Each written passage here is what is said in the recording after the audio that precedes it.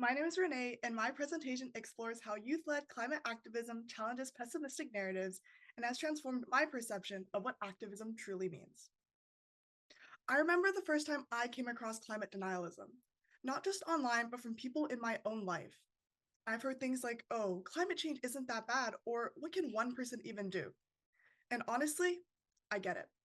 The scale of the crisis can feel overwhelming, and it's easy to feel small and powerless. But I refuse to believe that we're helpless. That's why I turned to storytelling, using eco poetry and investigative journalism to push back against apathy and misinformation.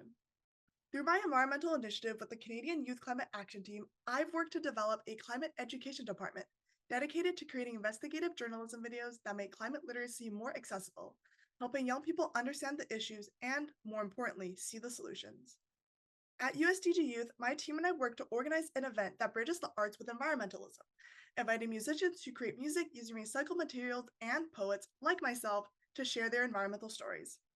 Last month, I worked with students across my province to meet with Member of Parliament Talib Noor Mohammed to discuss and promote new environmental policies that support marginalized communities, youth development, and climate education. I feel empowered to involve myself in these initiatives because action is already happening.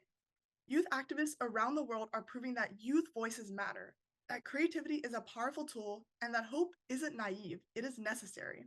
Because the future isn't something we wait for, it is something we create. From my experiences with activism, here are three core lessons I have learned.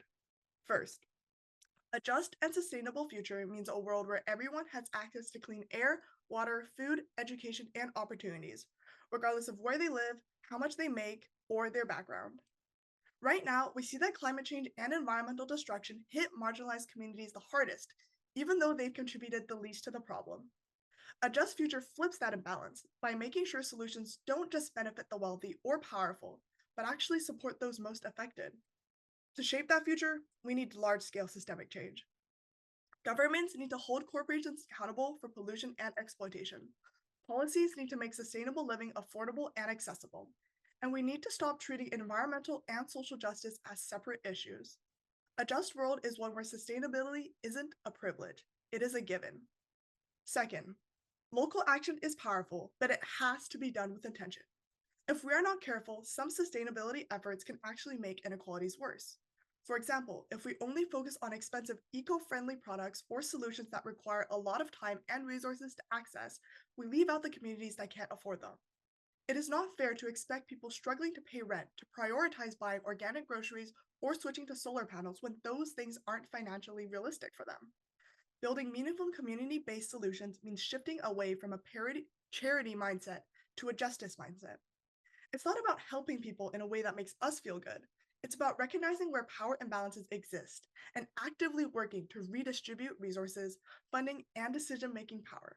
For example, if we're working on a sustainable initiative, we should ask ourselves, who benefits from this? Who is being left out? And are we unintentionally reinforcing privilege? To make sure local action actually creates systemic change, we need to start by listening to the communities most affected. The people who experience these issues firsthand, whether it's environmental pollution, food insecurity, or climate disasters, know what they need better than anyone else. Instead of imposing outside solutions, we should support and amplify their voices. Third, it is really easy to feel overwhelmed when working in environmental activism, especially when so many of the problems seem massive and urgent. The climate crisis is global, but most of the work we do happens on a local, smaller scale. That is why we have to remind ourselves that every action, no matter how small, contributes to a larger movement. Every major movement in history started with small local efforts that built up over time. Another thing is to stay connected.